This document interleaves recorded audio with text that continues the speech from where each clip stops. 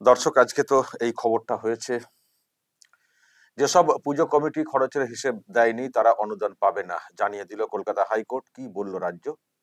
নিচে লেখা, বিচারপতি সুজয় পাল এবং বিচারপতি স্মিতা দাসদের ডিভিশন বেঞ্চ জানায়, আদালতের আগের নির্দেশ মেনে নির্ধারিত সময়ের মধ্যে যেসব পুজো কমিটি খরচের হিসেব দিয়েছে তারাই অনুদান পাবে।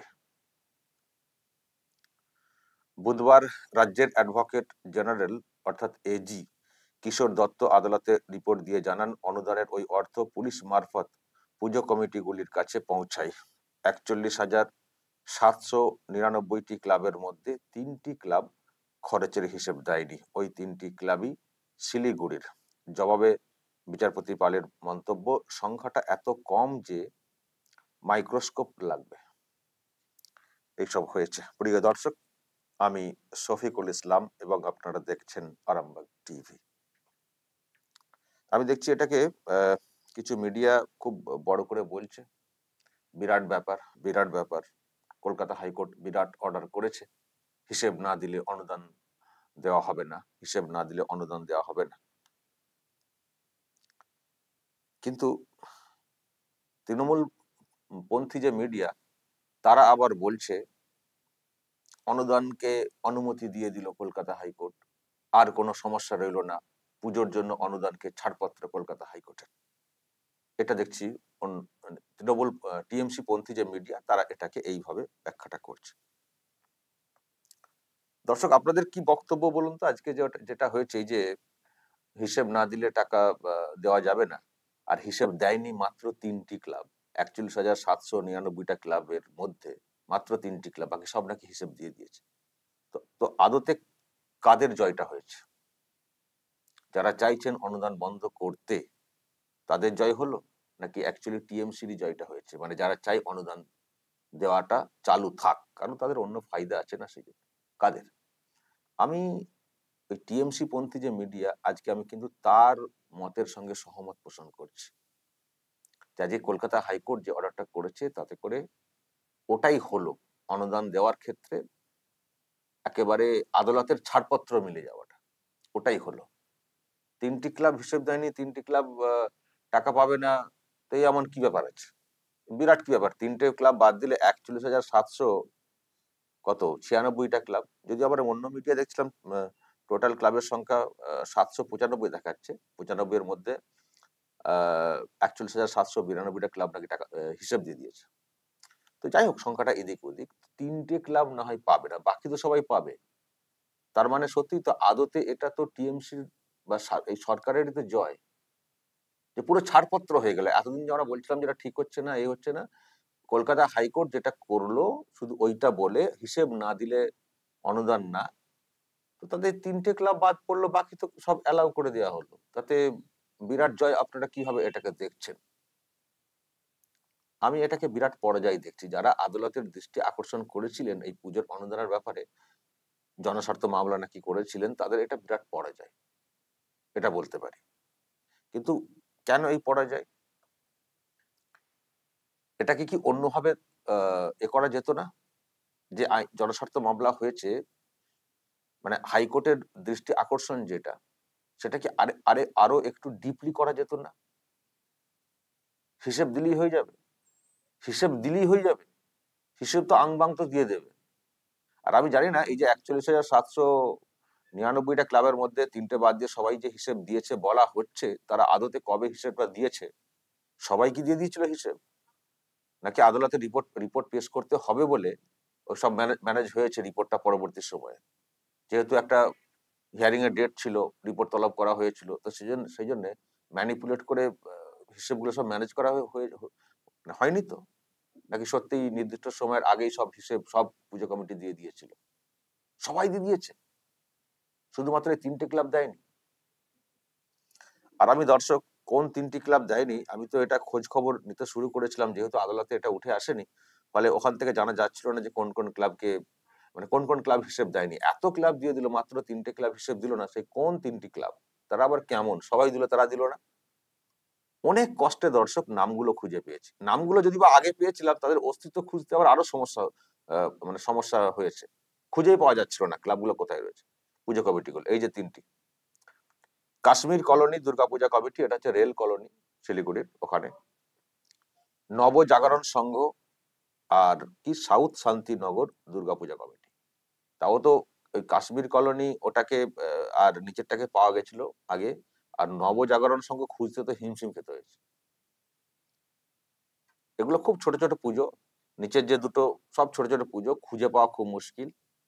মানে পুজোর যা বহর, মোটামুটি 10-12 হাজার টাকা, 10-12 হাজার টাকার পুজোর খরচের মতো একটা ব্যাপার স্যাপার শুনছি যেগুলো আমরা। টাকা তো 85,000 টাকা করে তো অ্যালাউ।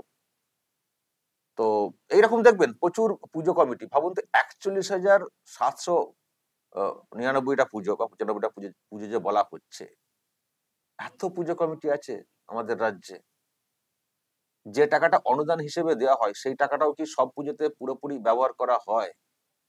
আদৌ কি সবকটা পুজো কমিটি তো পুজো হয় তো? কিন্তু হিসেব এসে গেছে বলা হচ্ছে।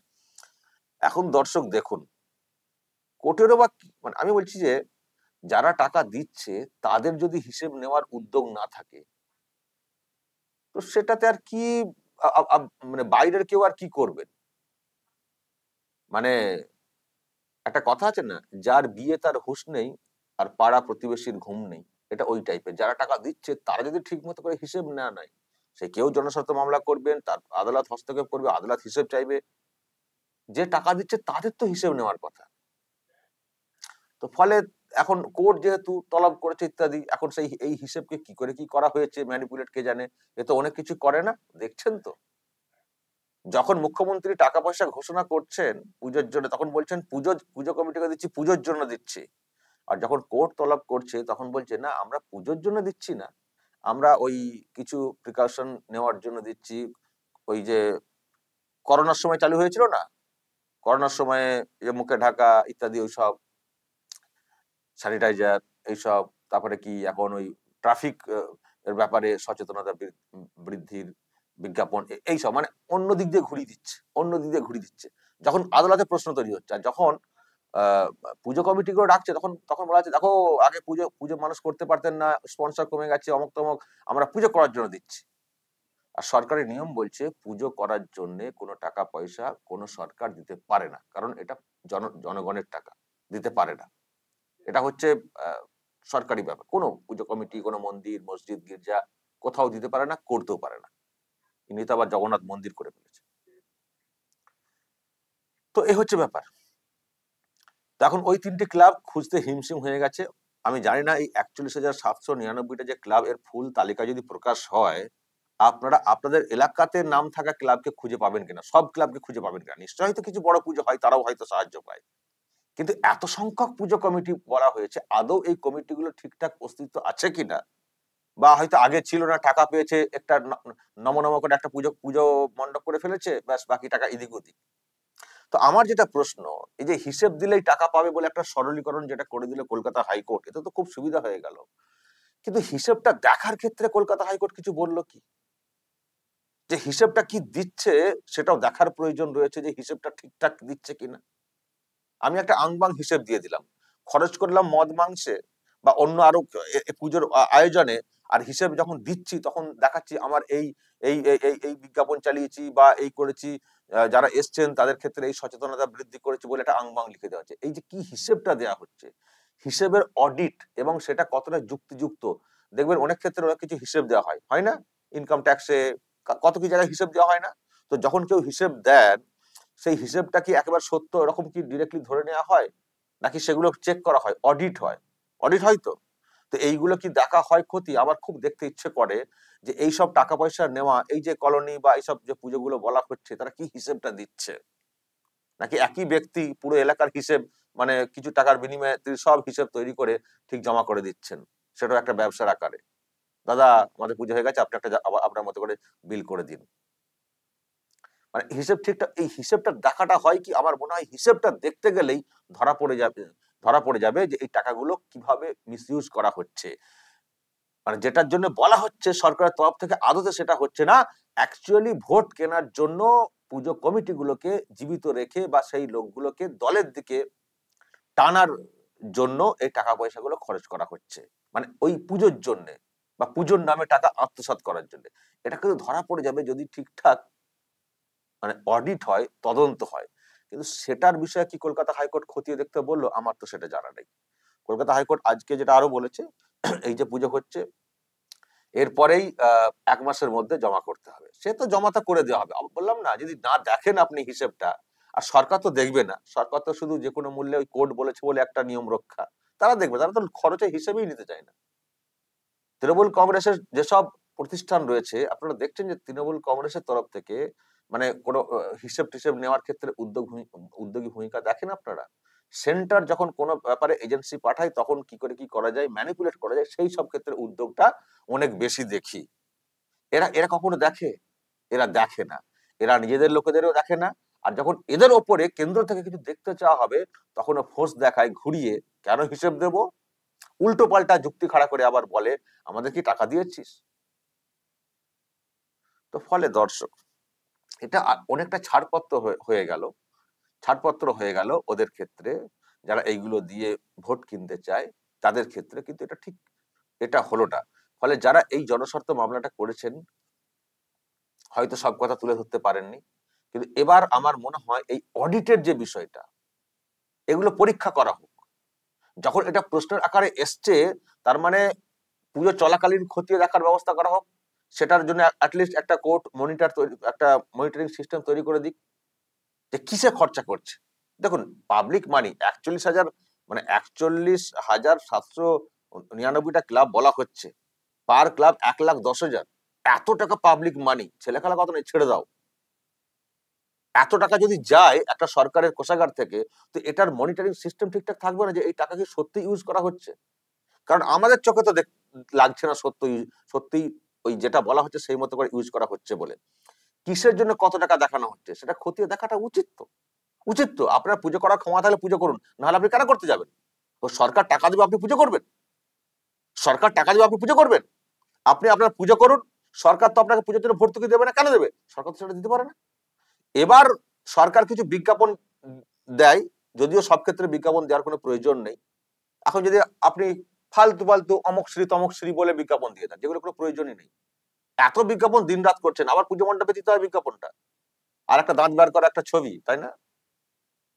এই যে যা খুশি করা যায় না, যেভাবে খুশি বিজ্ঞাপন করা যায় না, বা কিসে খরচা হচ্ছে এবং যে হিসেব দেওয়া হচ্ছে কমিটির তরফ থেকে, তো সেটার একটা তো ব্যবস্থা করতে হবে কোর্টের তরফ থেকে। যাই হোক, যারা মামলা ঠুকেছিলেন, জনস্বার্থ মামলা, আমার মনে হয় ওই দিকটা আলোকপাত করা সম্ভব হয়নি।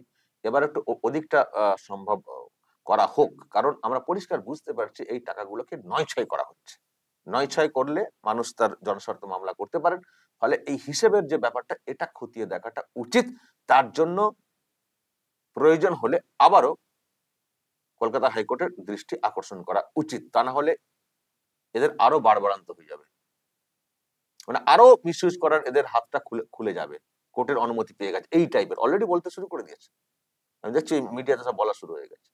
কিন্তু আমরা তো পরিষ্কার বুঝতে পারছি এই লুটপাটের কেস। আর এইসব ক্লাবের যে কমিটির কথা বলা হচ্ছে, ৩টে বাদ, ৩টেকেই খুঁজতে হিমশিম। ৩টেকেই খুঁজতে হিমশিম হয়ে গেছে। দর্শক, বলবেন আপনারা, যদি আপনাদের কোনো মতামত থাকে, আমি যে ব্যাখ্যা দিলাম আমার সঙ্গে যদি আপনাদের মতের মিল হয় অবশ্যই বলবেন এবং নজর রাখবেন আরামবাগ টিভিতে।